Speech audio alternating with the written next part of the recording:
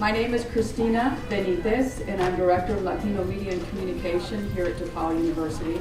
And this is one of our programs that we have here. And today, actually, we're launching it. It's called Pasos al Futuro, and it is created specifically for high school students who are interested in journalism. And we have our sponsor, the McCormick Foundation, Mark Hallett, who will say a couple of words in a minute here, talk about this. But thanks to them, we're going to get to do this.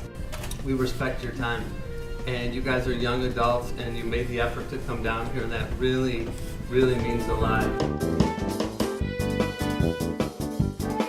Chicago is an amazing journalism town because there's a lot of us here, and a lot of the journalists in the industry want to help new journalists. They want to help young people who are interested in joining the field.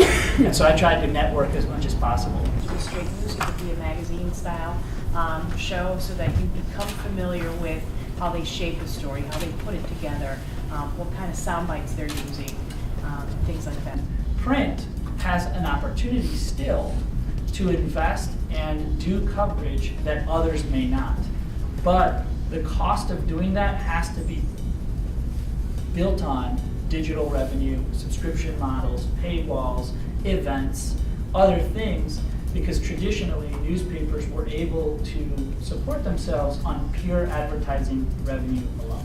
My advice will be for the ladies to see yourself as individuals, as professionals. There's this, you can be really competitive, right? When you're competing against another newspaper, and they were talking about it earlier, how do you get a specific angle? I just love that, right? Like, and every day I get to go out into the world, talk to people, tell a story, and do it better than the other guy, or do it in a different way than the other guy in the other paper. And I just thought there was so much power and just energy in that, and I absolutely loved it. I was very clear since the beginning that I want to get that degree on communication. And especially, we worked a lot with Televisa at that time, with scholarships like this. And then I returned to Chicago. I applied for a newspaper, Hoy, at that time. No, it still exists. And I didn't get the position, but I applied at Univision Radio, and I'm here.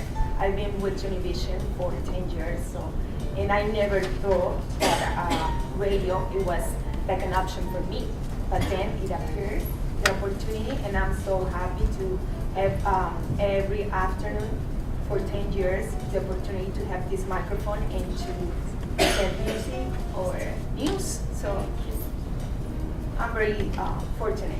This to me was more of a service for people to report the news of the world. You know, it just struck me how much impact we had. I want to have a job where I can support myself, but also not be in an office and not really have a boss around. No offense to bosses and the bosses I have here, but you know, I want to be out independent, and that was what reporting was like for me, and that was one of the big lures of it, that you could be out there in the world.